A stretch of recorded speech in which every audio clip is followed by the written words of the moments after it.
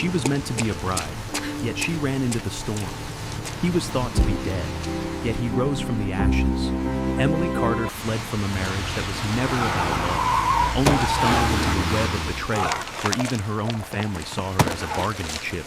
James Whitaker, once the youngest star of Wall Street, lived in exile after a mysterious accident destroyed his empire. When fate brought them together, their lives ignited a battle far larger than themselves. But here's the question. Can a woman branded as a runaway bride become the very strength that saves the man she loves? And can a man haunted by failure and betrayal reclaim not only his place in the world, today, not just but also as a the candidate, trust of the woman he once but as a lost? voice for Behind change. every vow, every whisper, and every secret deal lies a truth more dangerous than any rumor. Their enemies are powerful, merciless, and willing to use Emily as bait to destroy James once and for all. Will love be enough to outlast the storm, or will the storm consume them if this story stirs your heart? Don't forget to like, share, and subscribe to Shining Stories. Now, let's begin. The rain had been falling since dawn, steady and cold, soaking the brick sidewalks of downtown Portland. By evening, the storm had settled into a relentless drizzle that blurred the neon lights into streaks of color. Cars splashed through puddles, umbrellas leaned into the wind, and among the restless crowd hurried a young woman in a pale blue dress, clutching a small suitcase that looked as worn as her spirit. Emily Carter could feel the water seeping through her shoes. Every step made a faint squeak on the wet pavement, an echo that sounded louder than the rush of traffic. She walked without knowing exactly where she was going, only away. Away from the chapel, from the stairs, from the vows she never meant to say. Her chest heaved, not only from running, but from the crushing weight of shame. She had done the unthinkable. She had left her own wedding. The image still burned in her mind, her father's stiff jaw, her mother's trembling hands, the crowd of guests gasping as she turned from the altar and fled into the storm. She could hear their whispers even now, though they were miles away. A disgrace, a selfish girl. She's ruined us all. She wanted to believe she was brave, that she had chosen freedom. Yet beneath that thin layer of defiance was something heavier, fear. Fear of being judged, fear of being cast out, fear of being nothing more than the runaway bride who had destroyed her family's honor. Emily stopped beneath the awning of a grand building downtown, trying to catch her breath. The words carved into the stone arch read, "Hail Grand Hotel." Its tall glass windows shimmered with warm light, mocking her shivering body outside. She adjusted the strap of her suitcase and thought of going inside, just to rest for a moment, but pride kept her rooted in the shadows. Her thoughts churned. Should I go home? Home meant facing her parents, who had spent years negotiating this marriage, who saw her not as a daughter, but as a bargaining chip to settle debts. She could picture her father's glare, the cold way he would remind her that family reputation outweighed childish desires. And her mother, elegant but weary, whispering that Emily must endure for everyone's sake. Home was not safety. Home was another prison. As she stood in the damp air, a sharp sound broke through the rain, the click of polished shoes against wet stone. Emily turned her head and froze. From the side door of the hotel stepped Victor Hale, the man she was supposed to marry that evening. Victor looked impeccable as always, his tailored suit untouched by the weather, his dark hair slicked back with precision. His face was carved in the expression she knew too well. Pride sharpened into arrogance. But it wasn't Victor alone that made her heart stumble. Walking beside him I was stand another before man, you today tall, not just as a candidate, broad-shouldered, with a but as faint a scar at voice his for temple change. and a smile that never reached his eyes. Marcus Langford. Emily's breath caught. Marcus had once been a trusted friend of James Whitaker, the man whose name still whispered like a ghost in her memory. She remembered reading about Marcus in the financial papers years ago, back when James was the rising star of Wall Street. The story had ended in betrayal, in a scandal that ruined James's name and left Marcus standing in the spotlight. But James, he was supposed to be gone. The car crash, the disappearance, the endless speculation. Now, seeing Marcus here, standing shoulder to shoulder with Victor, made Emily's pulse pound. She pressed herself back against the cold stone wall, hidden in shadow, straining to hear their voices. "You're certain he's alive?" Victor's voice was low, almost lost beneath the rain. Marcus gave a dry chuckle. "Oh, he's alive. James Whitaker never dies that easily. I know him, and sooner or later, he'll come for her." Emily's knees weakened. They were talking about her. Victor exhaled, smoke curling from the cigar he had just lit. "Good. Then we both gain. I want Emily Carter back. She will stand before the public, bow her head, and marry me. That way the Carters pay their debts, and my reputation is secured." Marcus leaned closer, his voice smooth and venomous. "And I want James to show his face. He can't abandon a woman. The moment the news spreads that Emily is in danger, he'll come. And this time, I'll finish what I started years ago." The words sliced through Emily like icy blades. Her family had agreed to this. They would hand her back to Victor just to erase their debts. And Marcus, he wanted to use her as bait to destroy James. Her lungs constricted. She gripped the wall to steady herself. Victor continued, his tone cold as granite. "The Carters already consented. They know they have no choice. When I bring Emily back, they'll hold a press conference, admit their failure, and she will stand beside me as my wife. She has no say in the matter." Marcus sneered. "That makes it simple. With her family's surrender, all I need is for James to crawl out of hiding. And then, finally, he'll be gone for good." Emily's mind whirled, her parents complicit, her fiancé ruthless, a traitor bent on blood. She had thought she was escaping shame by leaving the altar, but in truth, she had stepped into a larger trap. The two men walked off, their footsteps fading into the drizzle. Emily remained pressed against the wall, trembling. Her heart thundered with despair, but beneath it, a spark of something else. No, she would not return to Victor. She would not be Marcus's pawn. She would not let her family barter her life for reputation. In the darkness, she saw James's face as she remembered it years ago, strong, resolute, with eyes that carried both sorrow and promise. She recalled a whisper once spoken to her, "I won't lose you again."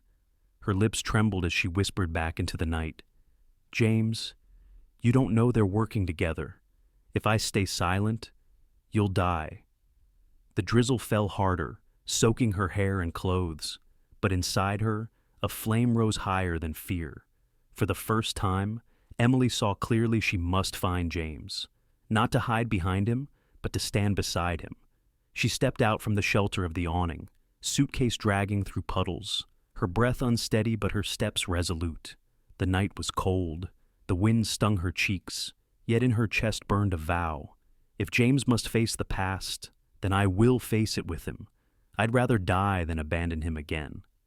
Emily Carter walked on, not knowing where the road would lead, only that it carried her toward destiny. Victor Hale did not like to get his shoes wet. Even now, as the rain misted across Portland's slick streets, he carried himself as if untouched by the storm. His chauffeur had opened the car door beneath a black umbrella, and Victor had stepped out with the calm assurance of a man who had never once in his life been denied. Marcus Langford, on the other hand, relished the storm. He tilted his head back as though savoring the drizzle against his scarred temple, that crooked half-smile tugging at his lips. Where Victor sought perfection, Marcus thrived on chaos, and together, they made a dangerous pair. Inside the side courtyard of the Hale Grand Hotel, shielded by high walls and the faint glow of a lantern, the two men paused. Victor lit another cigar, the flame briefly illuminating his angular face. Marcus shoved his hands into his coat pockets, his eyes glinting with something sharp and predatory. "You look restless," Victor remarked, exhaling a ribbon of smoke. Marcus chuckled, low and smooth. "I've been waiting for this moment for years. Patience wears thin when revenge tastes this close." Victor studied him. "You're certain James Whitaker still lives? Most believe he died in that crash. Even the papers gave up on him." Marcus's smile hardened. "I know James. He wouldn't die that easily. I sent a message once, Years back, he read it, though he never replied. He's out there, hiding like a wounded animal, but he won't stay hidden forever. Victor tapped ash onto the wet cobblestones. And you expect a woman to flush him out. That seems sentimental. Marcus's eyes narrowed. Not sentimental, predictable. James can walk away from fortune, power, even his own name, but not from her. If Emily Carter is threatened, he'll come. He always had that weakness. Protecting others. Protecting her. Emily's heart thudded in the shadows, pressed against the cold brick. She fought to steady her breathing. Each word felt like a knife carving deeper into her chest. Victor's tone turned colder. I don't care about Whitaker. My interest is Emily. She was supposed to stand beside me tonight as Mrs. Hale, restoring the Hale family's reputation. Instead, she humiliated me in front of half the city. But I'll have her back. The Carters already agreed debts don't vanish because a daughter runs. Marcus tilted his head, amused. And you think dragging her back will wipe your slate clean? It will, Victor said sharply. The Carters owe me millions. The only way they repay is through her obedience. She will bow her head, offer an apology, and walk down the aisle again. My investors will see stability, not scandal. My empire remains untarnished. Emily's throat burned. Her own parents, Richard and Helen, had bowed to Victor's demands. They had agreed she would be delivered like a commodity. She wanted to deny it, but the conviction in Victor's voice told her all she needed. Marcus leaned closer, lowering his tone to a whisper that sliced through the rain. You get your puppet bride, I get Whitaker, and when he comes crawling back for her, I'll finish him. This time, there will be no escape. Victor exhaled smoke, lips curving into a smirk. Do not fail. The last time you tried, he survived. Marcus's eyes flickered with something darker than rage. That was a mistake I've been correcting ever since. I've prepared thoroughly this time. When Whitaker shows, I'll cut him down in front of her eyes. Let her learn what loyalty costs. Emily bit her lip until she tasted blood. A tremor shot through her legs. She wanted to run, but her body refused. Every muscle locked with horror. Her parents knew. Her fiancé plotted. Marcus hungered for blood.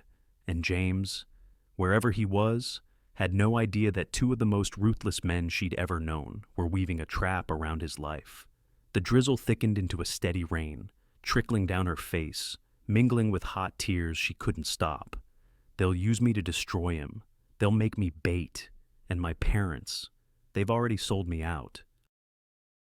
The footsteps of the two men echoed away into the night, leaving only the hiss of rain and Emily's ragged breathing. She pressed her palms against the wall, struggling to hold herself upright. For years, she had tried to be the dutiful daughter, the quiet secretary, the one who never rebelled. She had endured long hours at the family's crumbling firm, endured Victor's cold courtship, endured her parents' demands. She thought her silence kept the peace, but tonight proved silence only chained her tighter. Her thoughts spiraled back to James, the man she had once admired from afar, the man who had vanished after betrayal shattered his world. She remembered the strength in his voice, the promise in his eyes. I won't lose you again. Now his life was tied to hers in the cruelest way. If she disappeared into Victor's grasp, Marcus would wait like a predator, knowing James would surface. Emily's chest heaved. She pressed a trembling hand against her mouth to stop the sob threatening to escape. She had thought leaving the wedding was the boldest act of her life, but compared to standing against Victor, Marcus, even her own family, that flight looked like a child's rebellion. The choice before her was stark. She could go back, surrender, let them use her until James was dragged out and destroyed, or she could resist, even if it meant exile, poverty, or death. For a moment, doubt crept in. She was only Emily Carter, a secretary who had never held power, never defied more than a cruel word. What strength could she possibly summon against men like them? But then she felt a flicker of something fierce inside her chest. Anger. Not the kind that burned wild, but the kind that steadied like firewood catching flame. She whispered into the rain, her voice shaking but firm. I won't be your pawn. Not yours. Not theirs. Not anyone's. Her suitcase strap dug into her shoulder as she pulled herself away from the wall. The rain soaked her hair flat, chilled her bones, but she walked forward anyway. Each step was heavy, but each step carried a vow. She would not surrender to Victor's arrogance. She would not be broken by Marcus's vengeance. She would not let her parents decide her fate. And she would not let James Whitaker die because of her silence. Emily Carter walked into the night, carrying nothing but a battered suitcase and a determination stronger than fear. The fluorescent lights inside the small grocery store flickered, humming faintly above the aisles. Emily Carter clutched a paper bag against her chest, 2 cans of soup, a loaf of bread, and a bottle of water. The simplest things, but to her they felt like anchors of normalcy in a life unraveling far too quickly. Her shoes squeaked against the linoleum as she walked toward the glass door. Outside, the drizzle had turned heavier, misting the night air into a haze of silver. She adjusted her coat collar and told herself that food, warmth, and a few quiet hours would be enough to steady her thoughts. She pushed open the door. The street was nearly empty, just the low hum of traffic from a distance and the faint glow of neon signs. Emily stepped into the rain, pulling the grocery bag closer to her side. That was when the van screeched around the corner. Its headlights cut through the mist like a predator's eyes. The vehicle halted beside her so abruptly that water splashed up from the curb. Emily froze, her breath catching. Before she could react, the side door slammed open. A pair of rough hands seized her arm, yanking her so hard the bag of groceries fell, cans clattering against the wet pavement. Wait. Her cry was smothered by a palm clamped over her mouth. Her legs kicked, heels scraping against the sidewalk, but she was dragged into the van's dark interior. The door slammed shut with a metallic clang. Darkness swallowed her. The air smelled of rust, gasoline, and something sharper, machine oil. Her shoulder hit the cold metal wall as the van lurched forward, tires squealing. She thrashed, trying to scream, but the sound was muffled against the hand pressing her face. Easy now, sweetheart, a voice hissed in her ear, thick with mockery. You'll only tire yourself out. Another man's laugh rose from the shadows, deep and cruel. Don't bruise her too much. Victor wants her pretty for the cameras. Emily's stomach churned. Her wrists were jerked forward, and she felt rope bite into her skin. Rough knots dug deep, each tug cutting circulation. They bound her ankles next, swift and merciless. Her heart hammered so loudly it drowned out the roar of the engine. The men spoke casually, as if she were nothing more than cargo. She's lighter than I expected, one muttered. Doesn't matter. The other replied, a pawn's a pawn. She'll serve her purpose. Emily pressed her head against the cold metal wall, breath ragged through her nose. The ropes dug in with every slight movement. She wanted to collapse into fear. Her body trembled. Her throat burned with the urge to sob. But alongside the terror came something hotter anger. Anger at her parents, who had signed her life away. Anger at Victor, who treated her like a possession. Anger at Marcus, who wanted to spill blood through her. Her fear sharpened into fury. No more. They could tie her wrists, silence her voice, drag her through darkness, but they could not make her surrender. Not again. Not ever. In the pitch-black interior of the van, Emily closed her eyes. She remembered the way James's gaze once held both sorrow and unyielding strength. I won't lose you again, he had whispered years ago, words she thought she had dreamed. Now she whispered back to herself, a vow no rope could bind. I won't let them use me to destroy you. I won't be their pawn. The van jolted over a pothole, throwing her sideways. Her shoulder struck the floor, pain radiating through her arm. The men laughed at her muffled grunt, one of them kicking her lightly as if she were an object. Don't bother struggling, one sneered. By the time we're done, you'll be begging to do what you're told. Emily glared into the darkness. Even though they couldn't see her expression, inside, a fire burned steady. Fear still clawed at her, but she clung to her anger like armor. The ride stretched on, minutes blending into hours. Rain pounded against the van's roof, masking the city's sounds until there was nothing but the engine's growl and her own heartbeat. Finally, the vehicle slowed. Gravel crunched under the tires. The air grew colder as the door slammed open again. Hands gripped her arms, hauling her out into the damp night. She blinked against a dim yellow light. An abandoned warehouse loomed, its corrugated steel walls streaked with rust. The stench of oil and mildew filled her nose as they dragged her inside. Chains rattled somewhere in the shadows. Bare bulbs dangled from wires, their weak glow barely cutting through the gloom. They shoved her onto a metal chair. The rope was tightened again, biting deep until her hands tingled with numbness. And then she heard it, the slow, deliberate clap of hands echoing through the cavernous space. A figure emerged from the shadows, each step deliberate. Marcus Langford. His scar caught the light, his smile cold and triumphant. "Well," he drawled, "if it isn't the runaway bride herself. Welcome, Emily Carter." His eyes glittered as he crouched in front of her, voice dripping with mock sympathy. "I apologize for the rough journey, but you know how it is, your presence is necessary." Emily met his gaze, her breath ragged but steady. "You won't succeed," she whispered, the rope digging into her wrists. "James won't walk into your trap." Marcus's laugh echoed across the empty warehouse, harsh and grating. "Oh, Emily, that's exactly what he'll do. He can't resist saving the damsel. He never could." The men around him chuckled. Emily felt the cold concrete beneath her shoes, the ropes biting, the stench of rust clinging to her lungs. Her body trembled, but her spirit did not bow. She stared at Marcus, her voice hoarse yet fierce. "You underestimate me." For the first time, his smirk faltered, just for a second. And in that tiny crack, Emily felt her resolve solidify. "They can chain my body," she thought, "but my will belongs only to me." The warehouse groaned under the weight of silence.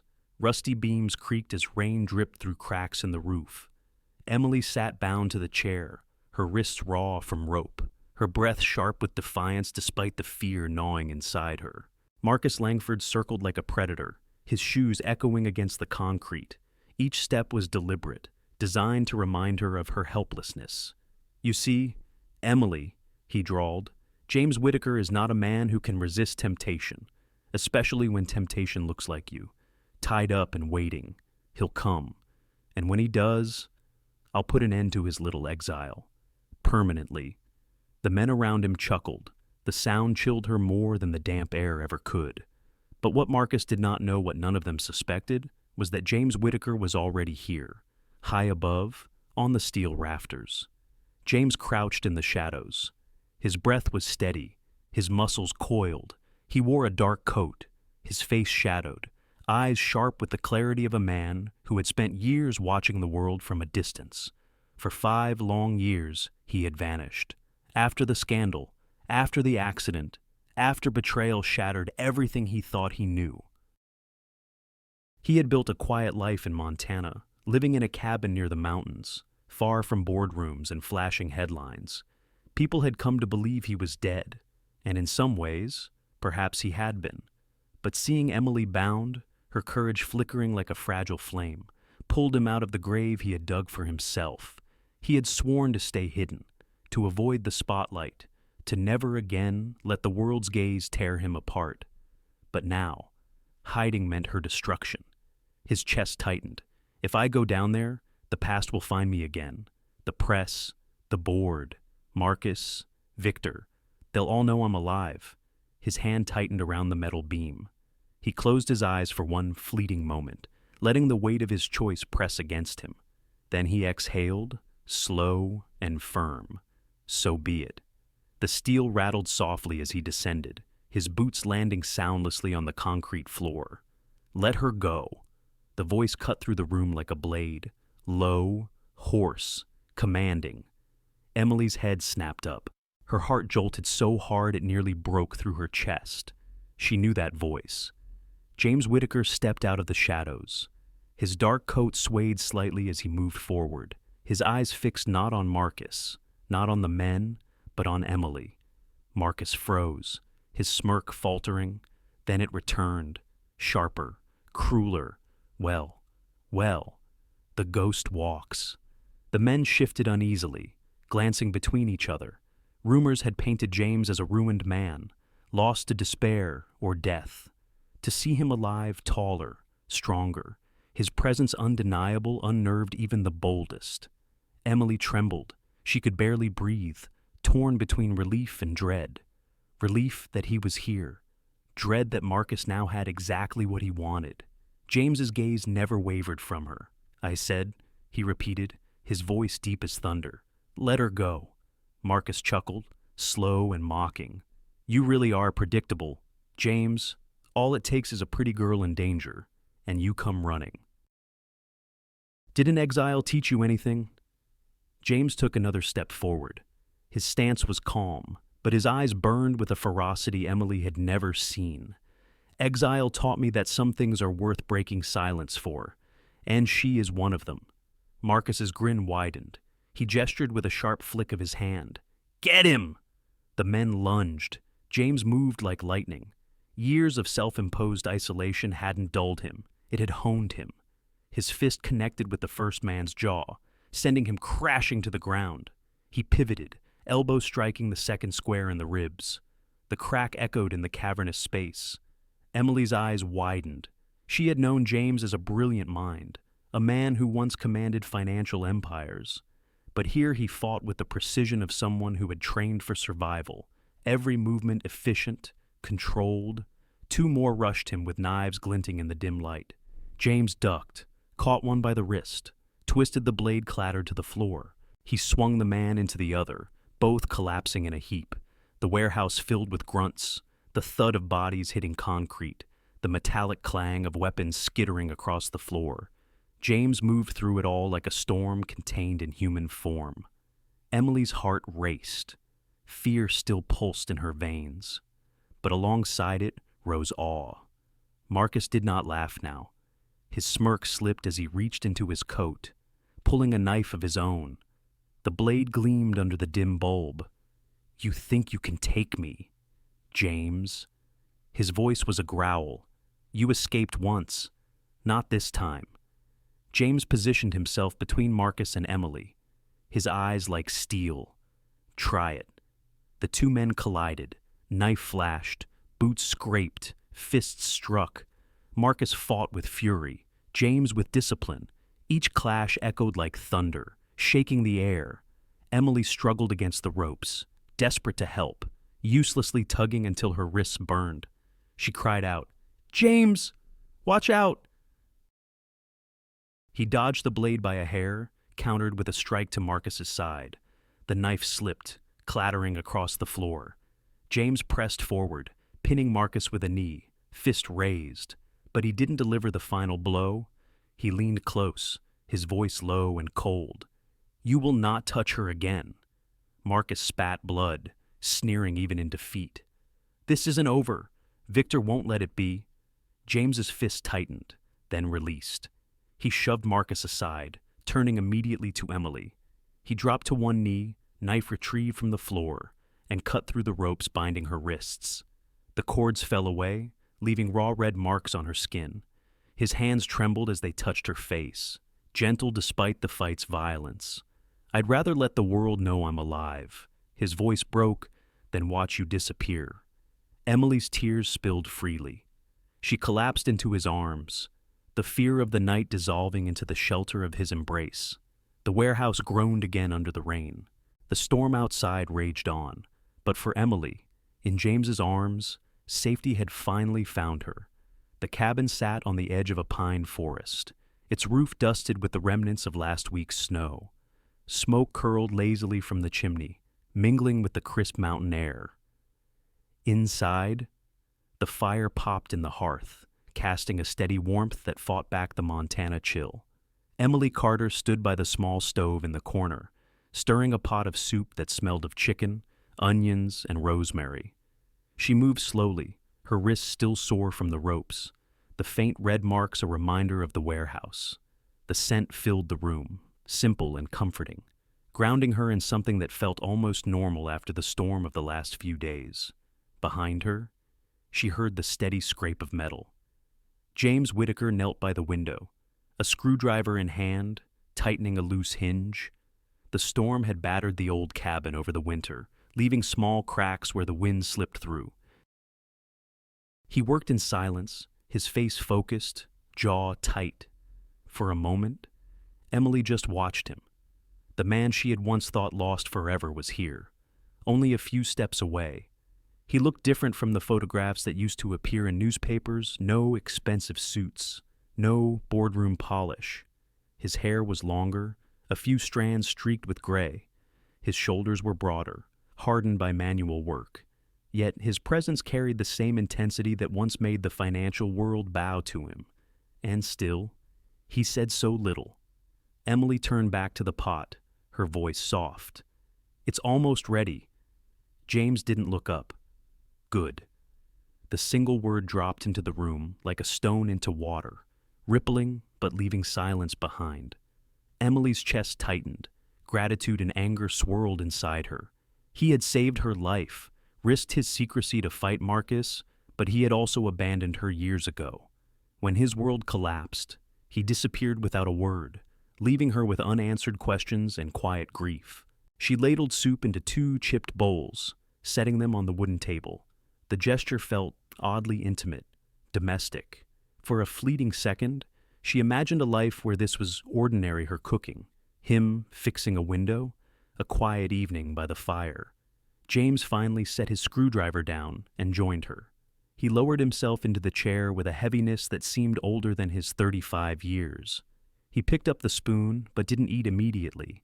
Instead, his gaze lingered on the steam curling from the bowl, as if gathering courage from something so simple. Emily broke the silence.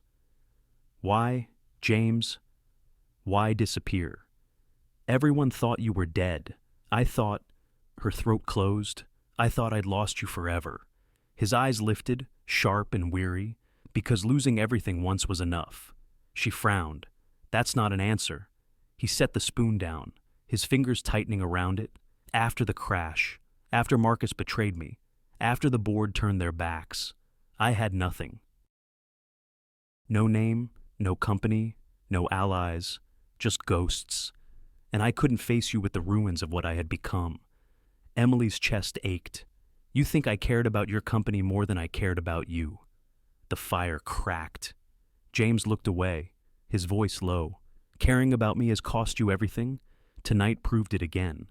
She reached across the table, her hand trembling but firm as it touched his. He didn't pull away. "Don't you dare put that choice on me. You saved me, and I'm grateful. But you don't get to vanish again. James, not after this." For a moment, his mask slipped, his hand tightened over hers, his eyes softening with something raw. Pain, longing, fear. Then he pulled back, leaning into the chair, the wall sliding back into place. "You don't understand. Marcus won't stop. Victor won't stop. They'll use you to get to me. And his voice caught. "I can't lose you again." Emily's breath stilled. The words hung between them, fragile and heavy. "I can't lose you again." It wasn't a promise. It wasn't even clear if it was meant for her or for himself. But it cracked something open inside her, the certainty that beneath all his armor, James was still the man who once whispered those same words years ago. She looked at him, her eyes shimmering. "Then don't. Stay. Fight. Whatever comes. We face it together." James shook his head slightly, as if the thought pained him. Yet he didn't argue. Instead, he picked up the spoon and took a sip of soup.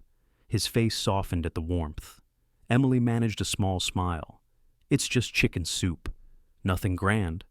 He met her gaze for the first time that night, and something like gratitude flickered there. "It's more than I've had in years." The fire popped again. The The storm outside eased into a quiet drizzle, tapping gently on the cabin roof. For the first time since the warehouse, Emily allowed herself to breathe. It wasn't safety, not yet. The world still hunted them. Marcus still plotted. Victor still demanded. But here, in this small cabin with soup and firelight, she felt the faint spark of something she thought long gone. Hope. The glass tower of Whitaker Holdings rose above Midtown Manhattan like a monument carved from ambition. Its mirrored windows reflected the gray sky, sharp angles cutting into the clouds. For years, the building had carried a different name. After James Whitaker vanished, the board had stripped his name from the masthead, erasing him as though he had never existed. Now, as the revolving doors spun and James stepped into the marble lobby, whispers rippled like a shockwave. Is that? It can't be. He's alive. He ignored the stares. His long black coat was simple, but the man wearing it radiated authority. His stride was steady, deliberate, the kind of walk that once made entire markets lean in his direction. Emily Carter walked a step behind him. Her palms sweated, her heart raced, but she kept her chin high. This was not only his battle, it was hers, too. Security hesitated at the elevator doors. The guard's voice cracked. "Sir, you can't just..." James's gaze met his, cold and unwavering. "I am James Whitaker. This is my building." The guard swallowed and pressed the button. When the elevator doors opened onto the top floor, the boardroom was already full. 12 directors sat around the long mahogany table, their suits crisp, their expressions wary. Some looked stunned. Others looked irritated, as though an inconvenient ghost had interrupted their meeting. The chairman, an elderly man with silver hair and a voice roughened by decades of boardroom battles, rose slowly. His cane tapped against the floor as he leaned forward. "James Whitaker," he rasped. "We thought you were dead." James placed a thick leather folder on the table. He didn't sit. He didn't need to. His presence filled the room. "I was supposed to be," he said evenly. "But the truth doesn't die so easily." Murmurs spread. A woman at the far end leaned toward her neighbor, whispering sharply. A man in a gray suit frowned, his knuckles white around his pen. James opened the folder. Inside were pages stamped with red seals, stacks of financial records, photographs, transcripts. He slid them across the polished wood, his voice calm but edged with steel. "These are falsified contracts, secret accounts, wire transfers hidden through shell companies. All of it points to Marcus Langford and Victor Hale. They staged the accident that nearly killed me. They orchestrated the scandal that destroyed my name. And they profited while this company bled." Gasps filled the room. One director slammed a palm on the table. "Impossible. Marcus assured us, Marcus assured you of nothing but lies." James cut in. His voice rose just enough to command silence. "Look at the signatures. Look at the dates. Look at the audio recordings included. Every piece corroborates the truth you've ignored." He pressed a button on the wall panel. The screen behind him flickered to life.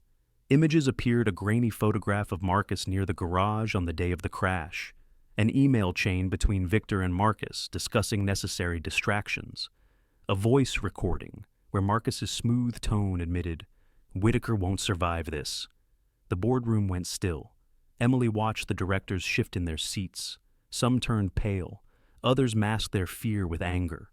She could feel the tide shifting, uncertainty wrestling with denial. A man with sharp glasses sneered. "Why should we believe you now? You abandoned this company, vanished for years. We survived without you." James stepped closer, his shadow falling across the table. His tone was icy. "I didn't vanish. I was left for dead. You allowed Marcus to paint me as a traitor while he siphoned your loyalty and Victor bought your silence. You were pawns, same as Emily Carter, same as my shareholders, same as every employee who trusted this firm." The chairman's cane tapped again. His voice shook, not with weakness, but with outrage. "You have proof of this." James reached into the folder one final time. He laid down a technical report, an inspection from the car manufacturer itself. The brakes on my car were deliberately cut, he said, his voice low but clear. And here is the report that proves it. The old man adjusted his glasses, scanning the page. His face drained of color. The room erupted in whispers, anger, disbelief. James's gaze swept over them, steady, unyielding. You don't have to believe me. Believe the facts. Marcus and Victor are manipulating everything from the markets to the press to your own reputations. If you continue to stand idle, this company will collapse under their weight. But if you stand with me, if you stand with truth, then Whitaker Holdings can rise again. Emily felt her heart pound. She saw him as the world once had the youngest CEO of Wall Street, the man whose vision could move mountains. But beneath that steel, she glimpsed the tremor of his hand as it brushed the folder, the cost of reopening old wounds. Silence stretched until one director, an older woman with sharp eyes, rose to her feet. I once trusted Marcus, but after seeing this, she placed the papers flat on the table. I stand with James Whitaker. Another followed, then another, like dominoes. Voices of support rose. The boardroom shook with a storm of shifting loyalties. James closed the folder, his fist tightening just enough for Emily to notice. His eyes gleamed, not with triumph, but with resolve. He had reclaimed not just a place at the table, but his name. Yet deep inside, he knew this was only the beginning. Marcus and Victor would not retreat quietly. They would strike harder, at any cost. Emily's gaze found his. She saw both the fire of his victory and the shadow of what it demanded.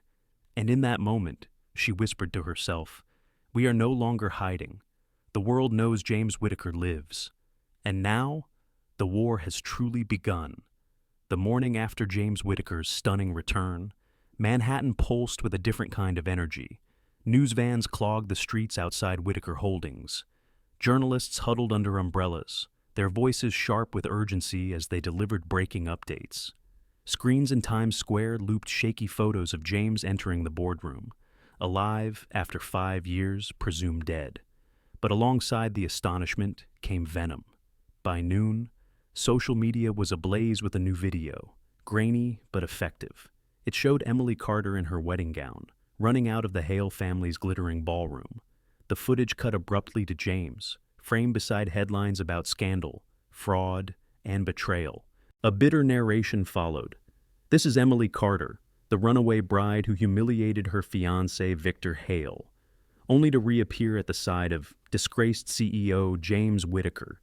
Is this love or a staged alliance to cover corporate schemes? The clip spread like wildfire. On talk shows, pundits scoffed. She abandoned a man at the altar. That says all you need to know. James Whitaker may have survived, but with a woman like that by his side, what credibility does he have? In comment sections, strangers' cruelty spilled freely. Typical, chasing power instead of loyalty. He's a fool for keeping her around. Victor Hale deserves better. Emily sat stiffly on the edge of the couch in the cabin's living room. The television glow flickered across her pale face. Her fingers dug into her knees as the cruel words replayed, one after another, until she couldn't distinguish voices from daggers. She whispered, her throat tight. "They've turned me into a joke." James stood behind her, arms crossed, his expression sharp as steel. He didn't flinch at the insults. He didn't even look at the screen. Instead, he strode forward, seized the remote, and switched it off. Silence filled the cabin, broken only by the crackle of the fireplace. "This is psychological warfare," he said, his voice calm but edged with fury. "Victor and Marcus are behind it. They're trying to divide us, to make us doubt each other. Don't give them that victory." Emily looked up at him, tears brimming. "But don't you see? They're right. I ran away from Victor. I ruined my parents' reputation. Now, standing beside you, I'm only dragging you down. You should never have come back for me." The words spilled out before she could stop them. Her voice cracked on the last sentence. James's gaze softened. He dropped to one knee in front of her, his hands resting firmly on her trembling shoulders. "Emily," he said, low and steady, "listen to me. You are not a burden. The only reason they attack you is because they know the truth. You are my strength." She shook her head, choking on her tears. "Strength. I'm the reason they have leverage over you. If you were alone, they couldn't touch you." His grip tightened, not harsh, but anchoring. "If I were alone, Emily, I wouldn't have fought my way back. I would still be hiding in Montana, pretending the world didn't matter. You pulled me out of exile. You gave me a reason to face them again." Emily stared at him, stunned. She had never seen him so vulnerable. His words stripped of all the armor he usually carried. He continued, his voice trembling slightly now. "Do you know what exile was like? Days blurred into nights. Silence was my only companion. I told myself I didn't need anyone, but every time I closed my eyes, I saw your face, not the board, not the empire I lost you. That's what haunted me, and that's what saved me." Her lips parted, but no words came. Tears slid silently down her cheeks. James lifted a hand, brushing one away with his thumb. "So let the world call you names. Let them cut their videos and spew their lies. They don't know us, and they don't get to define us." Emily's breath hitched, slowly. She placed her hand over his, pressing it to her cheek. "I don't want to be your weakness. James, not again." His eyes locked with hers, unwavering. "Then don't. Be my strength. Stay beside me, not behind me." The room fell quiet, the storm of voices from the television replaced by the steady rhythm of rain against the cabin windows. Emily leaned forward, resting her forehead against his. Her whisper trembled. "I'm so afraid." He exhaled, his voice a vow. "So am I. But we face it together." For the first time since the video's release, Emily felt the weight lift, just slightly. Fear still clung to her, but beneath it, something steadier began to grow resolve. She pulled back enough to look into his eyes. "Then promise me, James, promise you won't vanish again." His gaze didn't waver. "I won't. I'd rather the world tear me apart than lose you." The fire cracked, casting them both in golden light. Outside, the rain softened to a mist. Emily sat back, her hand still holding his. For all the cruelty swirling in the media, for all the shadows waiting to strike, she realized something profound. No rumor, no scandal, no smear could break what they had rebuilt tonight. The storm did not stay confined to headlines and gossip. Within 48 hours of James Whitaker's reappearance, the financial markets began to quake. Victor Hale had chosen his battleground well.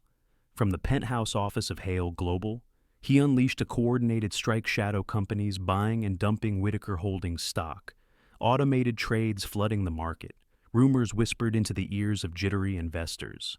By mid-morning, the company's stock had plummeted nearly 15%. Cable news anchors reported in panicked tones. Whitaker Holdings is spiraling. Analysts warn that the return of James Whitaker may not be enough to stabilize investor confidence. In the boardroom atop the glass tower, directors shouted over one another. Charts glowed red on the digital wall, the lines plunging downward like knives. "This is catastrophic," one cried. "If this continues, we'll lose the trust we just regained." Another barked. But when James entered the room, the chaos stilled. He carried no papers, no entourage, just a steady stride and eyes sharp as a hawk's. Emily Carter followed quietly, her presence at his side a silent anchor. James stood before the glowing charts. His voice cut through the panic, low and commanding. "This is Victor's play. I know it well. He used the same tactics 5 years ago when he tried to force a merger. False crises, phantom trades, manufactured panic." The room hushed. Directors leaned in, caught by the certainty in his tone. James gestured at the falling line. "He's impatient. That's his weakness. He's betting that fear will drive us to sell. But fear is only leverage if we give it power." One director stammered, "So what do?" James's gaze was unflinching. "We counter. We buy back through support funds. When the price crashes, we scoop up the shares. Victor's shell companies will choke on the very poison they released. Murmurs spread. A few skeptical brows furrowed. "That's a gamble," someone said. James stepped closer, his presence magnetic. "It's not a gamble. It's mathematics. It's patience. And it's the difference between collapse and survival. If you still doubt me, look around you. Victor thrives on hesitation. We cut him off by refusing to flinch." The chairman's cane tapped against the floor. Slowly, the old man nodded. "Do as he says." The tide shifted. Calls went out.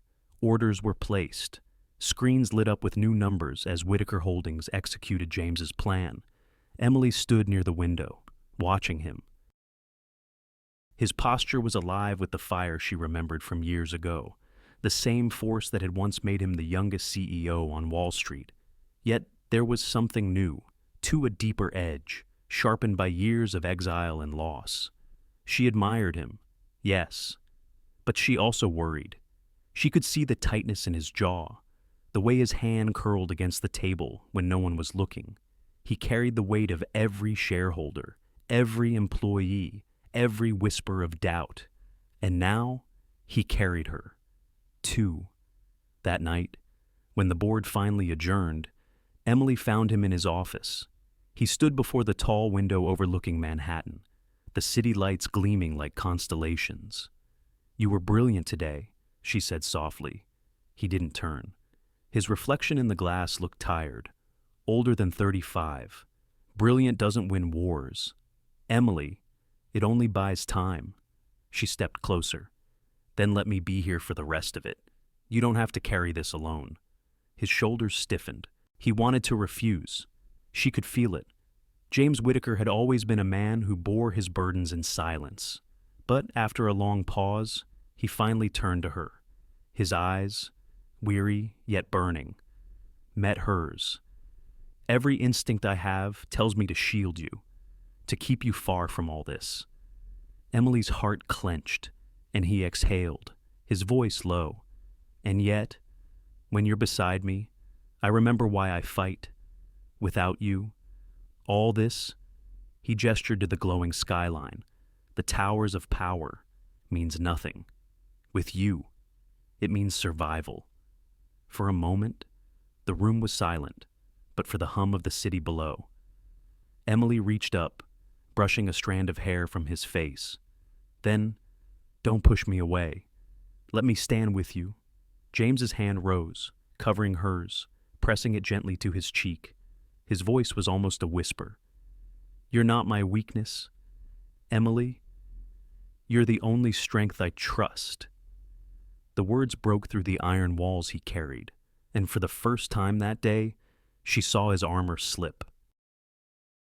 Not in the boardroom, not before the directors, but here, in the quiet, just for her.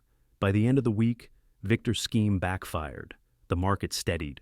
Whitaker Holdings stock rebounded, climbing even higher as confidence returned.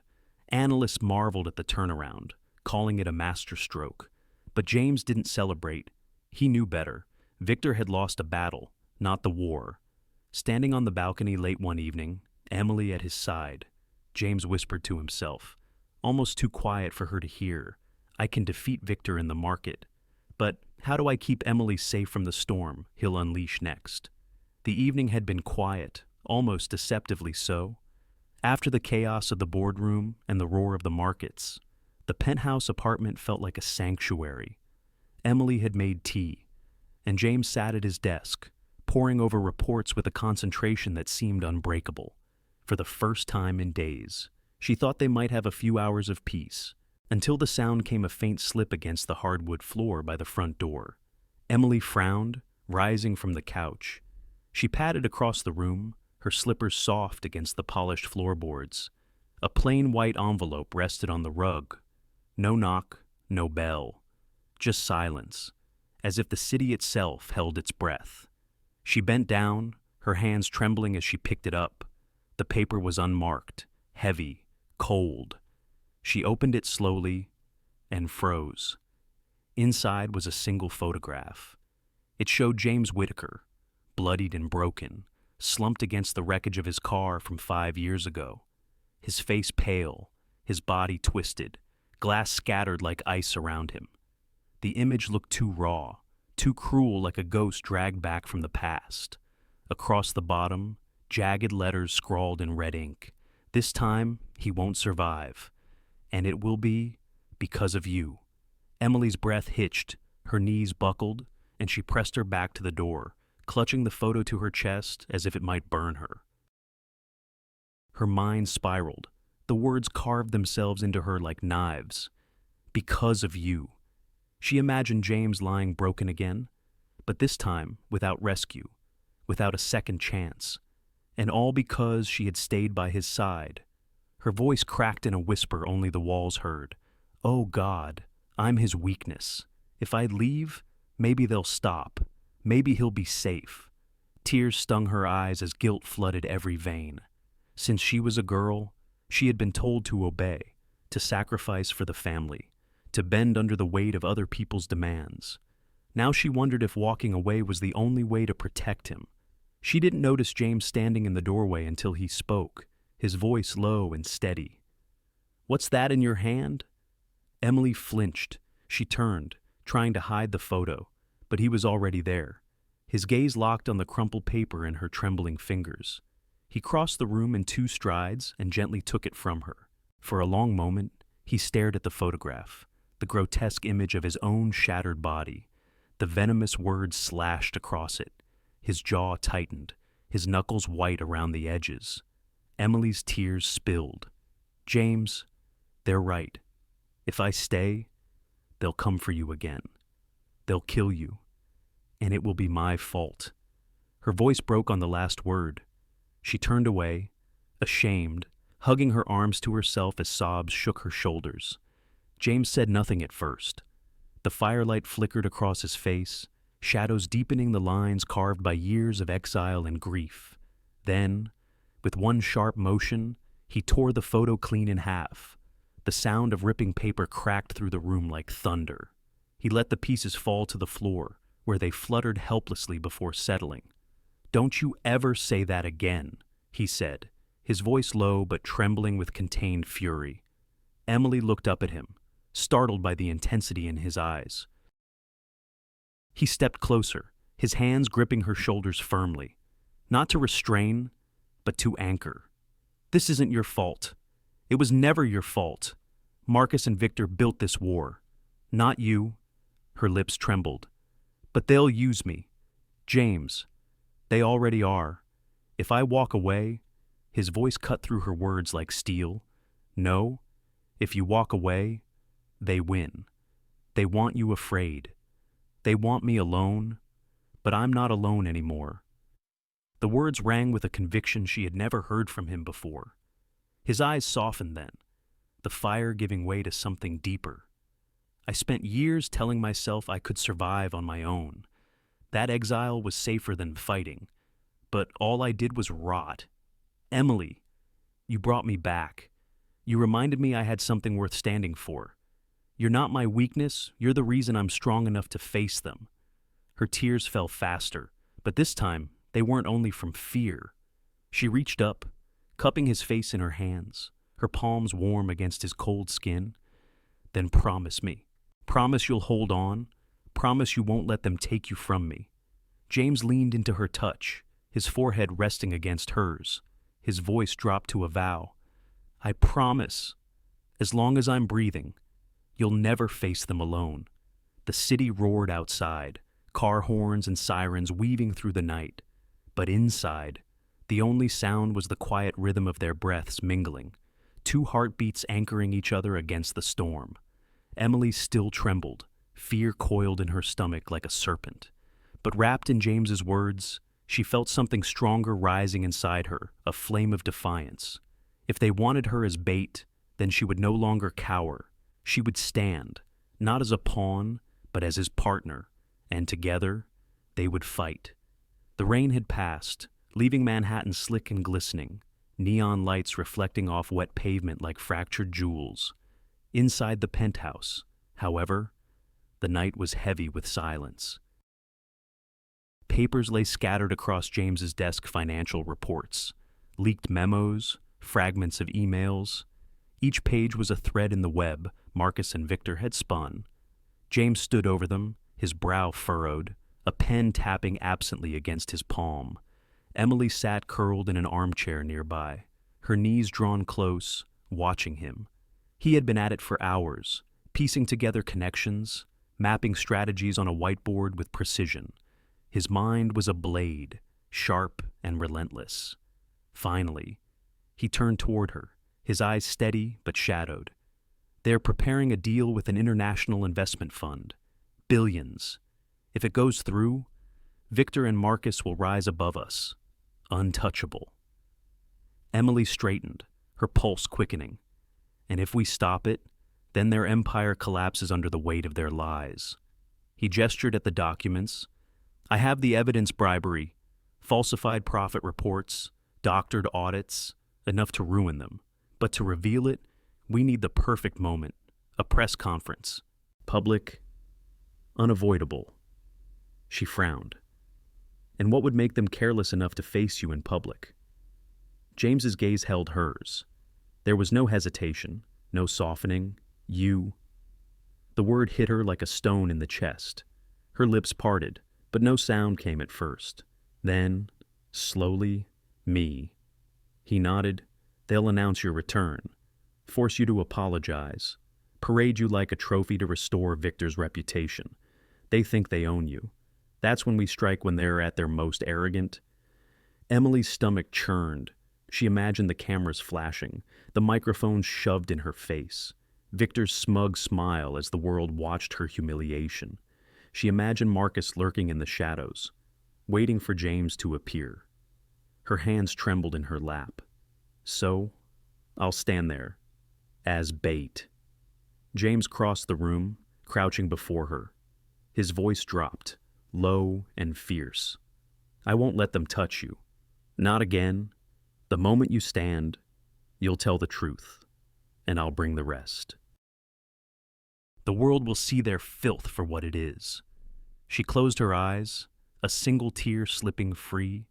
Fear coiled in her chest, cold and suffocating. Yet beneath it stirred something stronger, resolve. When she opened her eyes again, they shone with quiet fire.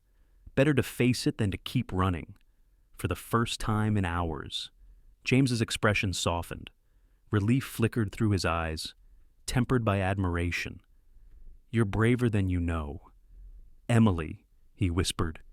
She tried to smile, but her lips quivered. I'm terrified. James, so am I. His hand closed gently around hers. But together, we're stronger than they'll ever understand. The heaviness in the room broke slightly. James stood, disappearing into the kitchen. A few minutes later, he returned holding 2 mugs.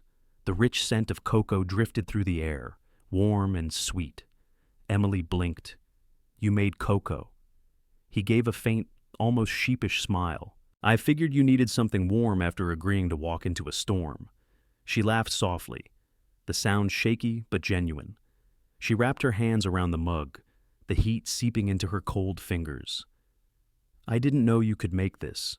He settled into the chair opposite her, his mug cradled in both hands. Don't ask me to cook anything more complicated. But cocoa that I can handle? They sat quietly, sipping in the glow of the fireplace. For a moment, the world outside the schemes, the threats, the looming press conference faded into the background. Emily looked at him over the rim of her mug. The firelight danced across his face, softening the hard edges carved by years of exile. For the first time in days, he looked less like a warrior and more like the man she remembered, the one who once carried a vision bigger than himself and who still carried a heart that refused to stop fighting. She whispered, almost to herself, "This feels like home." James glanced at her, his eyes lingering. Then, let's hold on to this, even if tomorrow brings chaos. Her throat tightened. She nodded, swallowing past the lump of fear and gratitude tangled together. They drank in silence, the sound of rain beginning to tap gently against the windows again, as though the city itself was listening. When the mugs were empty, James set his aside and leaned forward, his voice a low vow. Emily, no matter what happens on that stage, remember this. You are not a pawn. You are not their bargaining chip. You are the truth they can't bury. Her chest ached with both fear and pride. She reached across the space between them, her fingers brushing his. And you, James, are the man they can't destroy. The storm awaited them, inevitable and merciless. But in that quiet cabin moment, sipping cocoa and holding on to fragile warmth, Emily believed that perhaps, just perhaps, they could weather it together. The ballroom of the Fairmont Plaza Hotel glittered with chandeliers, but the air was thick with tension. Rows of cameras lined the back wall, their red lights glowing like watchful eyes. Reporters murmured to one another, notebooks ready, microphones poised, on stage. Victor Hale stood tall, his navy suit pressed to perfection, his smile sharp as glass. Marcus Langford loitered just behind him, arms folded, his gaze cold. Between them sat a single empty chair, a prop for their little theater. Victor leaned toward the microphone. Ladies and gentlemen, thank you for joining us today. It is time we put an end to the rumors. Today, Emily Carter will return to restore the honor of both our families. A ripple moved through the room. Photographers craned their necks, waiting for the spectacle. Then the doors opened. Emily walked in. She wore a deep blue dress that framed her like armor. Her hair was swept back, simple, deliberate. She moved with calm steps, though inside her heart pounded like a drum. She had never faced a crowd this size, never stood alone before the world's unblinking eyes. But James's words echoed in her mind. You are not their pawn. You are the truth they can't bury. She reached the stage and sat in the empty chair. Victor placed a hand on her shoulder, a false gesture of possession. Into the microphone, he said smoothly. Emily is here to apologize, to acknowledge her mistakes and put this shameful chapter behind us. Emily's stomach turned, but she forced her hands to still, slowly. She leaned toward the microphone. No, she said, her voice clear. I am not here to apologize. The room froze. Cameras clicked frantically, capturing every second. Emily's voice trembled at first, but she steadied it, gripping the edges of the podium. I am here to tell the truth. Victor Hale and Marcus Langford have built a filthy alliance, one of bribery, fraud, and betrayal. They tried to use me as bait, a pawn to cover their schemes. But I am not their property, and I will not be silent. Gasps rippled through the crowd. Victor's smile stiffened, his eyes narrowing. From the back of the hall, a stir erupted. James Whitaker stepped through the doors, his presence filling the room like a storm. He wore a charcoal suit, his shoulders squared, his expression carved in stone. At his side, attorneys carried sleek cases. James strode forward, his voice ringing across the ballroom. And now, it's time the world sees the rest of the truth. He set a laptop on the podium, connected it to the massive screen behind him. One by one, files appeared: falsified contracts, doctored audits, secret transfers. A video rolled next, a recording of Marcus laughing with Victor about cutting breaks and burying James once and for all. The hall erupted in chaos. Reporters shouted questions. Cameras flashed like lightning. Victor slammed a hand on the table. Lies. He bellowed. His voice boomed, but cracks showed in his composure. This is nothing but fabricated garbage, a desperate attempt by a fallen man to claw back relevance. Marcus sneered, his lips curling. James vanished for years. He's a ghost. You think anyone will believe him now? The audience wavered. Some reporters nodded grimly at the evidence, scribbling furiously. Others whispered doubts James had disappeared. After all, could they trust him? Emily's chest tightened. She could feel the tide shifting, back and forth, uncertainty gripping the room. For a moment, fear threatened to choke her. What if they don't believe us? What if this is all for nothing? But then she remembered the photo shoved under the door, the words scrawled in blood-red ink. This time, he won't survive. Because of you. her fear hardened into steel. She gripped the microphone, her knuckles white, her voice shaking but loud enough to carry. "You say I'm a liar, that James is a ghost." She scanned the room, her gaze locking with the cameras. "Look at me. Look at the woman you all mocked as a runaway bride. Do I look like someone still running?" The room stilled. I was silent once. Silent when Victor tried to chain me to a life built on deceit. Silent when Marcus destroyed the man I loved. But silence is over. I stand here today because I refuse to let them bury the truth. You want to know who James Whitaker is. She turned, her eyes burning as she looked at him. He is the man who survived their betrayal, the man who fought his way back from ashes, and the man who refuses to let their corruption poison this city any longer. The words hit like a lightning strike. Some reporters actually applauded. Others rose to their feet, questions flying, demanding answers from Victor. Victor's mask cracked at last. His face flushed red, his voice a roar. "You think this little show will save you? You'll regret this. Emily." "Both of you."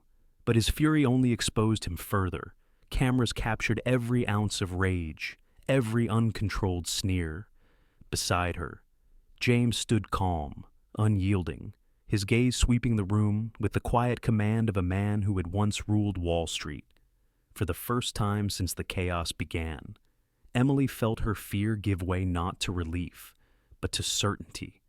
She was trembling, yes, but she was standing before the world, not as a pawn, not as a joke, but as a woman who had chosen her own voice. And she would not give it up again. The ballroom was chaos, reporters shouting questions, cameras flashing, evidence rolling across the giant screen. Victor Hale's composure had cracked, but still he clung to denial, his voice booming over the din. And then it happened.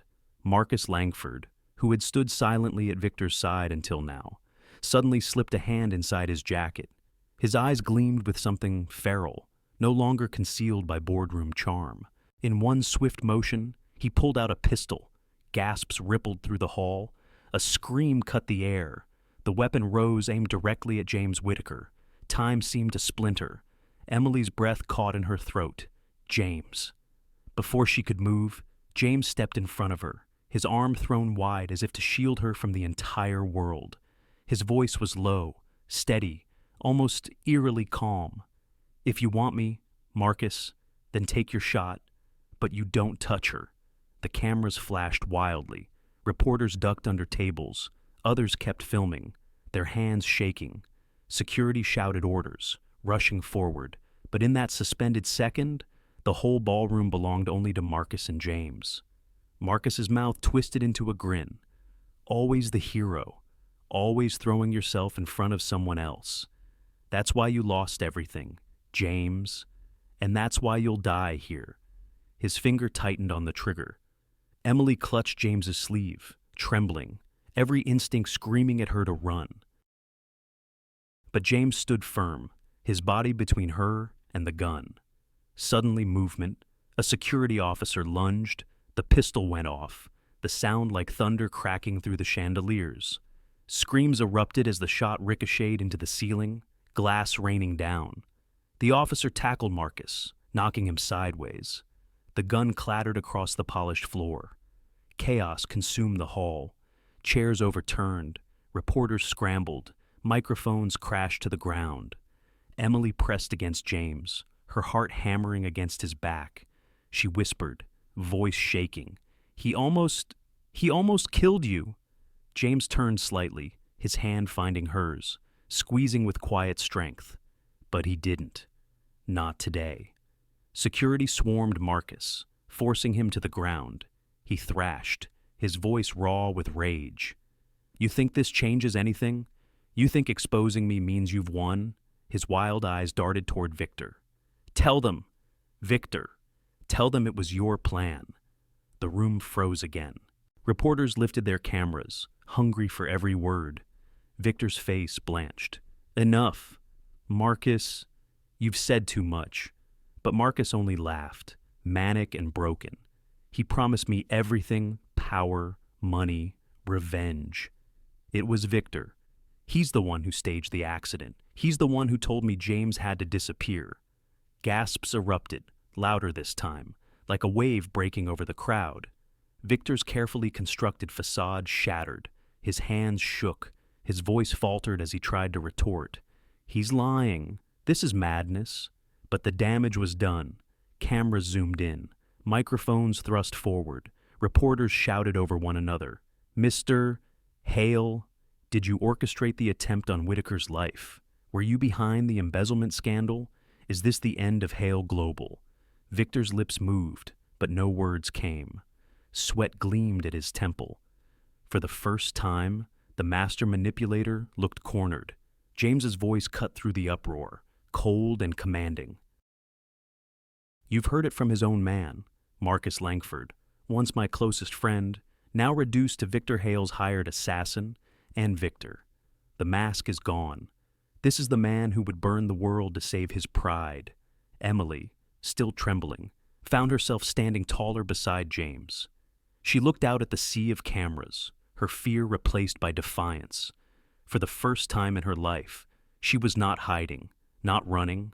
Security dragged Marcus out, his curses echoing down the corridor. Victor stumbled back, reporters in pursuit, their questions slicing like knives.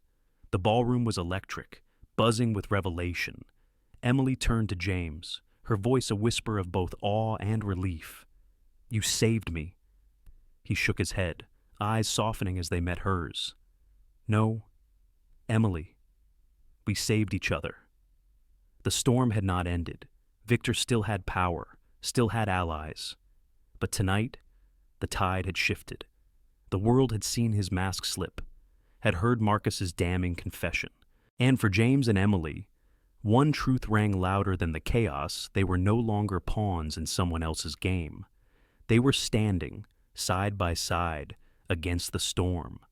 The days after the press conference felt like walking through the wreckage of a storm. Victor Hale's empire crumbled in headlines. Marcus Langford sat behind bars awaiting trial. And the business world buzzed with words like scandal, fraud, betrayal. But while the city feasted on the downfall of titans, Emily Carter's world quieted in an unexpected way. One morning, as sunlight spilled across the penthouse kitchen, she found a plain envelope on the counter. James said it had been delivered by hand, no return address. Her heart hesitated before she opened it. Inside was a letter, the handwriting shaky yet familiar. Dearest Emily, we have lost everything. The Carter estate is gone, our accounts drained, our so-called friends vanished overnight. But what hurts most is not the loss of wealth, it is the loss of you. We betrayed your trust when we forced you into Victor's arms, thinking of status instead of your heart. And now we see, too late, what it cost us. If you can find it within yourself, please forgive us. We only wish for one more chance to see your smile, not as a pawn, but as our daughter. Mother and Father Emily's hands trembled as she read. The words blurred as tears welled in her eyes. She had waited for years to hear even an ounce of remorse from them. Yet, when it finally came, it hurt more than she expected. She sank into a chair, clutching the letter. Her mind whirled with memories, her father's stern voice telling her she had no choice but to marry Victor. Her mother's silence as tears slid down Emily's cheeks on her wedding day. The suffocating pressure, the betrayal, the night she fled into the rain. Now, here they were broken, humbled, asking for forgiveness. James entered quietly, a cup of coffee in his hand. He stopped when he saw her expression. Emily. She handed him the letter without a word. He read it carefully, his brow furrowing, then set it gently on the table. Emily's voice cracked. What am I supposed to do with this part of me wants to throw it away? They sacrificed me for their pride. They were willing to watch me suffer, all for the Carter name. Her hands clenched into fists, the old wounds flaring raw again. But another part of me wants to forgive them, and I hate myself for that. James set the coffee down and pulled out the chair beside her. His presence was calm, steady, the way it always was when storms threatened to drown her. He said softly, "You're not weak for wanting to forgive. Emily." She shook her head, tears spilling. "Then why does it feel like betrayal to myself, to the woman who ran away that night?" James reached for her hand, holding it firmly in his. His voice carried weight, not forceful, but unyielding. Forgiveness isn't about excusing what they did. It's not about saying it was okay. It wasn't. And you don't owe them reconciliation, or even a place in your life. Her breath hitched. Then what is it about his gaze locked on hers? Unwavering? It's about you. About freeing yourself from the chains of their choices. If you carry that bitterness forever, Emily, they still own a part of you. But if you forgive not for them, but for yourself, you take that power back. She stared at him, his words sinking into the ache inside her. He wasn't asking her to forget. He wasn't asking her to pretend. He was reminding her that she had the right to choose her own peace. For a long time, neither of them spoke. The city hummed faintly outside, horns in the distance, life rushing on. Emily finally exhaled, her voice barely above a whisper. "Do you think I can ever truly forgive them?" James squeezed her hand. "I think you already started, the moment you asked that question. Forgiveness isn't a door you walk through, it's a path you walk, one step at a time. Some days you'll feel anger again, some days compassion. Both are part of the journey." Her tears flowed freely now, but they no longer carried the same sharpness. She leaned into his shoulder, the letter still resting on the table. "I'm so tired of being angry," she whispered. James rested his cheek against her hair, then let it go. "Emily, not for them, for you, for us." For the first time since the letter arrived, she felt her chest loosen, the iron grip of old pain easing just slightly. Perhaps forgiveness wasn't a gift for her parents. It was a gift for herself. She closed her eyes, breathing in the steady rhythm of James beside her. Whatever came next, whether she saw her parents again, whether she didn't, she knew she had already chosen a different path, one where her life was no longer defined by their choices, but by her own. The snow had melted into spring when James drove Emily north, away from the glass towers of Manhattan, away from the noise and the shadows that had haunted them for so long. The road wound through rolling hills and sleepy towns, until finally, just before dusk, he stopped the car beside a lake in Vermont. The water stretched wide and still, reflecting the fiery pinks of sunset. Nestled against the trees stood a wooden house with a red roof and wide windows that caught the fading light. Emily's breath caught. "James, is this—" He stepped out, circling to open her door with a quiet smile. "It's ours, a place no one can take from us." She followed him onto the porch, her eyes shining as she gazed at the cabin. It wasn't grand or imposing, but warm and inviting, as if it had been waiting for them all along. The scent of pine hung in the air, mingled with the damp freshness of the lake. Inside, the rooms were simple: a bright kitchen with sunlit counters, a living room with a fireplace and shelves waiting to be filled. Upstairs, a small balcony overlooked the water. Emily wandered from room to room, her fingertips brushing the wooden beams. Her voice trembled with wonder. "It feels like home." James stood in the doorway, watching her, his chest tightening with something he hadn't felt in years: peace.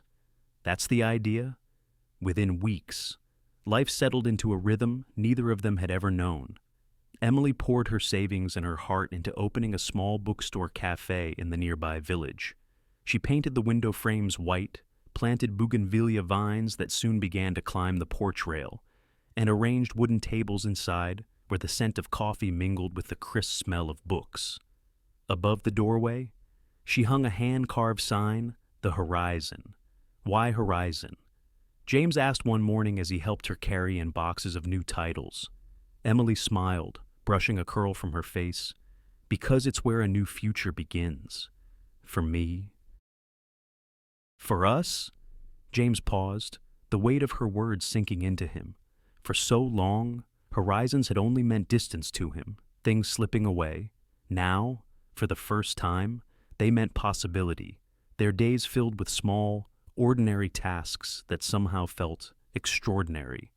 James built shelves for her cafe, hammering in the evenings while Emily stacked the books with careful hands. She teased him for being meticulous with the nails, and he teased her back for arranging novels by emotional category instead of author. In the garden, by their cabin, Emily planted climbing roses, the same flowers her mother had once tended but never appreciated. She dirtied her hands in the soil, laughing when she overwatered the pots. James, frowning in mock disapproval, fetched another trellis and helped her tie the fragile stems.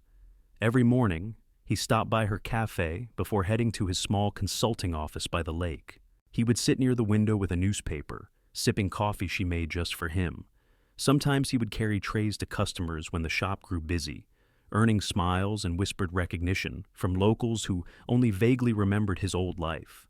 Every afternoon, Emily walked to his office, placing a latte on his desk before curling into a chair with a book while he worked with young entrepreneurs. She watched his intensity soften into encouragement as he coached them through their ideas, remnants of the visionary he had once been, now tempered with humility. It was a rhythm of simplicity, a life neither of them had ever known when surrounded by wealth, power, and betrayal. One Saturday evening, after closing the cafe, Emily and James sat together on the porch of the cabin. A pot of coffee steamed between them, and the lake shimmered under a blanket of stars. Emily propped her chin on her hand, gazing at him with a smile. "Do you regret it, walking away from the peak of the world for?" This James met her eyes, the corner of his mouth lifting. "I stood at the top once. I was loneliest there. Now, I have you. I have mornings that begin with your smile and nights that end with peace. That's worth more than any empire."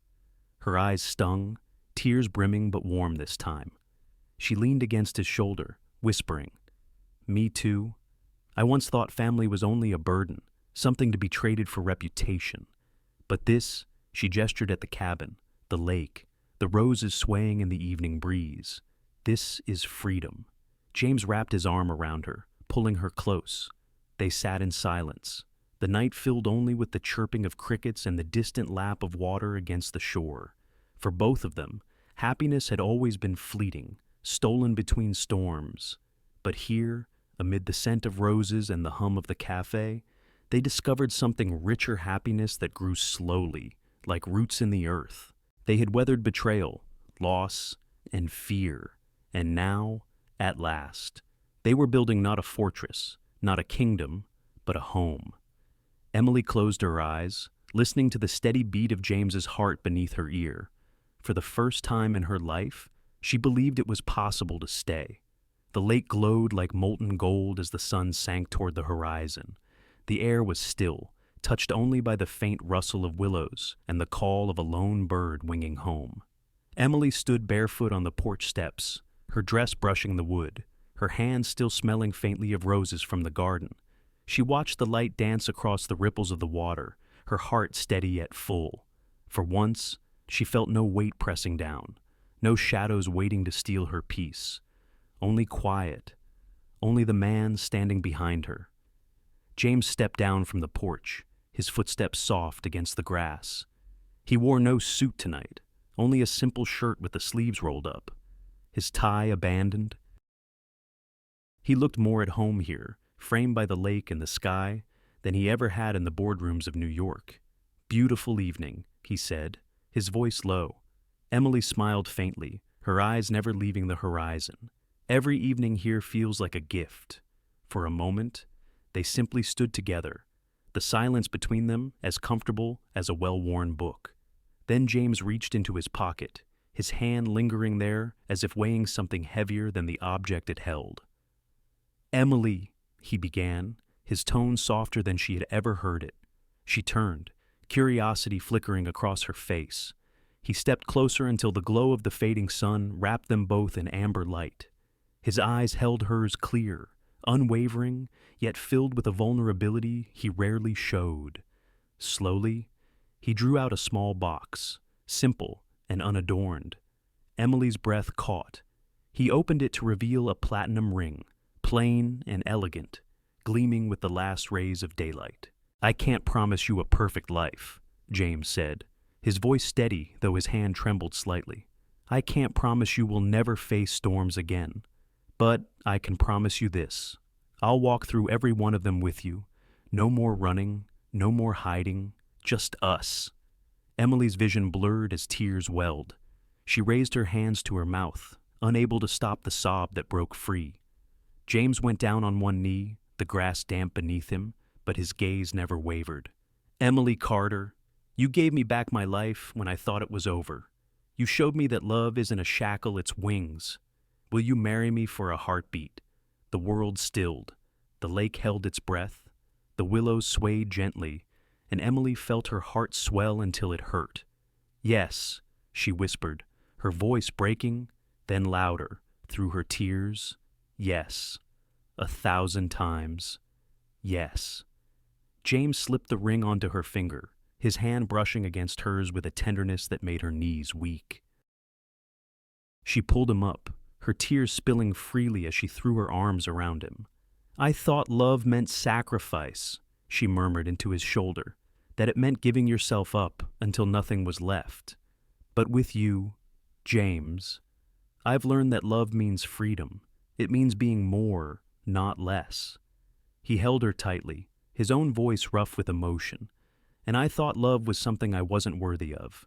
But you showed me it was the one thing I could never lose." The sun dipped lower, painting the sky in shades of crimson and gold. Emily leaned back just enough to look into his eyes, her own still glistening. "You're not my cage, James. You're my wings," she whispered, his lips curved into a rare, gentle smile. "And you're mine." He bent his head and kissed her slow, reverent, filled with everything they had endured and everything they still dreamed of. Around them, the world seemed to hush, as if bearing witness to a vow that reached deeper than words.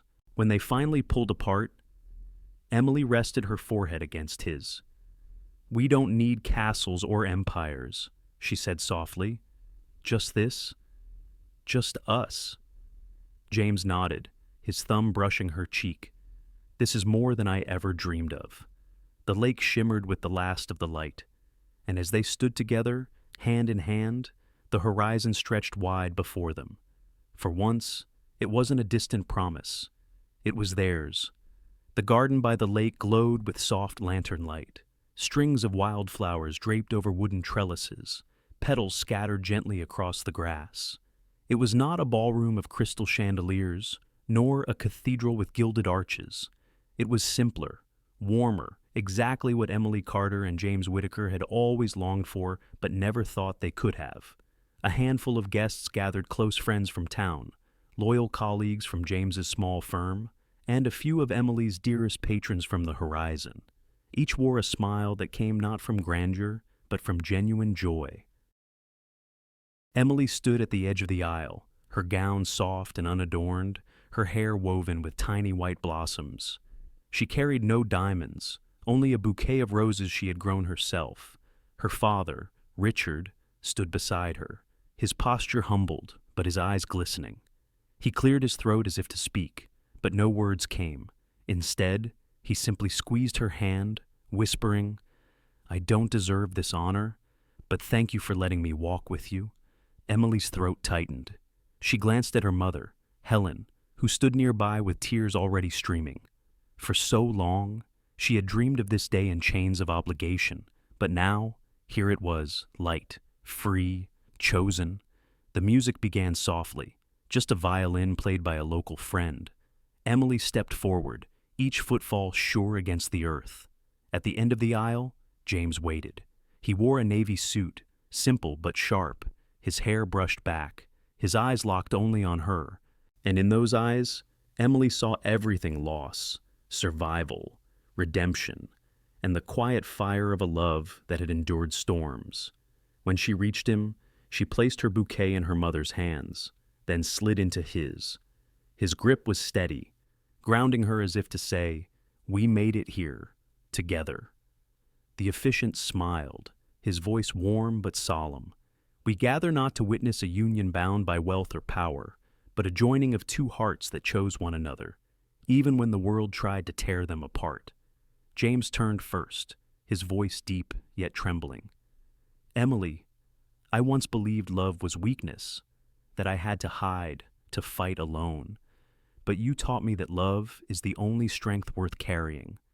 I vow to walk beside you through every storm and every sunrise, never as your shield alone, but as your partner." Emily's tears spilled, but her voice was clear.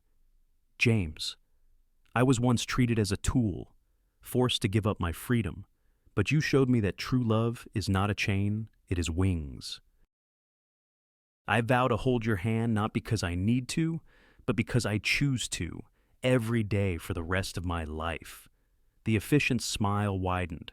"By the love you've spoken and the vows you've shared, I now pronounce you husband and wife. James, you may kiss your bride." Cheers erupted as James leaned down, pressing a tender kiss to Emily's lips. The lantern swayed gently in the evening breeze, petals lifting into the air like blessings. For the first time in her life, Emily Carter was not a runaway bride. She was a woman who had chosen love on her own terms. Spring returned to Vermont, painting the hills green and filling the lake with new light. At the horizon, laughter spilled from the porch as customers browsed shelves and sipped coffee. The little bookstore cafe had become a beloved corner of town, known for Emily's careful touch and James's occasional awkward attempts at serving lattes. In the mornings, James still stopped by for his coffee, sitting by the window with a newspaper. In the afternoons, Emily carried drinks to his lakeside office, where Whitaker Consulting had quietly grown into a trusted firm, helping small startups find their footing. Neither sought empires. They sought honesty, and it was enough. On weekends, they gardened together. The roses climbed higher along the porch, blooming brighter than before. James would grumble when Emily overwatered them, but his eyes always softened when she laughed. At night, they sat on the porch swing, her head on his shoulder, watching the sun dip into the lake. Their lives were no longer about survival. They were about presence, being here, together, in the small and sacred moments.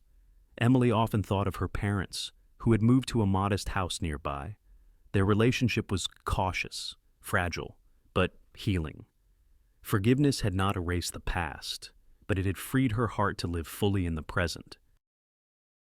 As twilight fell one evening, Emily looked at James, his profile outlined against the fading light. "After all the storms," she whispered, "we didn't find a castle." James turned, his hand covering hers. His smile was quiet, filled with peace. "No, we found something better. Together." They looked out over the water, the horizon wide and endless. A home. What this story reminds us is that love is not about castles, riches, or reputation. It is about finding a place where your heart feels at home. Emily and James walked through storms of betrayal, loss, and public shame. Yet what gave them strength was not wealth or revenge, but the courage to choose each other, again and again. We often believe that forgiveness is for the other person, but in truth, it is the gift we give ourselves. Emily learned this when she chose to let go of her anger toward her parents, not to excuse the past, but to free her own heart to live fully in the present. James discovered that true power was never in boardrooms or headlines, but in building a life of honesty, one ordinary day at a time. Perhaps that is the lesson for all of us after hardship. What matters most is not what we achieve, but who we hold close. Love, when it is real, does not bind us, it gives us wings. Thank you, dear friends, for joining us on this journey of love, loss, and redemption. If this story touched your heart, please remember to like, share, and subscribe to Shining Stories, so you'll never miss the next tale waiting to inspire and move you. Your support means the world to us.